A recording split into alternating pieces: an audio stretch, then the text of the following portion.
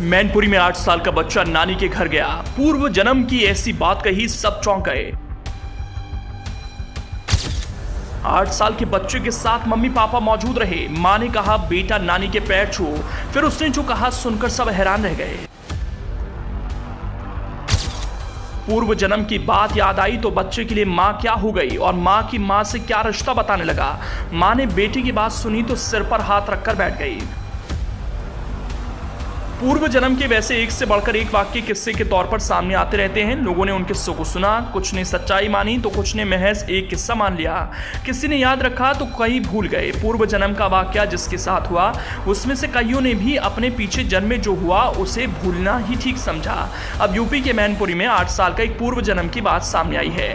वो एक एक कर अपने पिछले जन्म की बात बता रहा है और जो भी उसकी कही बात को सुन रहा है हैरान हुए बिना नहीं रह पा रहा है। जी हाँ, पूर्व जन्म का हैरान करने वाला मामला सपा सांसद डिंपल यादव के संसदीय क्षेत्र मैनपुरी से सामने आया है। 8 साल पहले एक शख्स की सर्पदंश से मौत हो गई थी। अब वो दावा कर रहा है ये उसका दूसरा जन्म है। 8 साल उसकी उम्र है। 15 जून को बच्चा अपनी नानी के घर पहुंचा तो चौंक गया।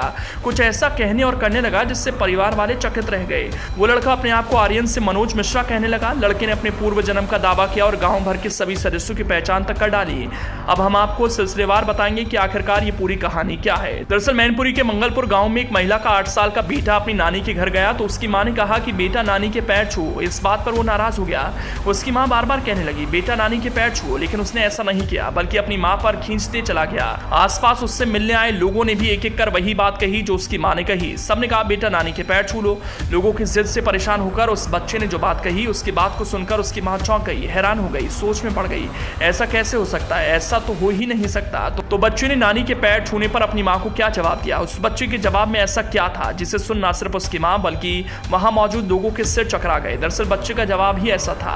उस बच्चे ने कहा ये मेरी पत्नी है, मेरी नानी नहीं, और अपने मामा को अपने बच्चे बताने लगा। अब उस बच्चे ने बात ही ऐसी कही जिसे सुनकर सब हैरान हो गए और लोगों ने फिर से सवाल जवाब शुरू कर दिए।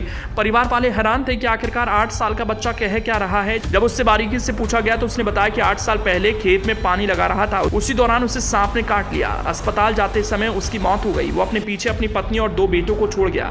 मनोज मिश्रा मैनपुरी के रतनपुर का रहने वाला था। वो अपने खेतों में पानी लगाने गया। इसी दौरान उसको खेत में सांप ने काट लिया। परिवार वालों ने काफी इलाज कराया लेकिन उनके इलाज के दौरान उसकी मौत हो गई। उसकी बेटी गर्भवती थी। उसकी मौत के 20 दिन बाद बेटा रंजना ने एक बच्चे को जन्म दिया जिसका नाम पड़ा आर्यन।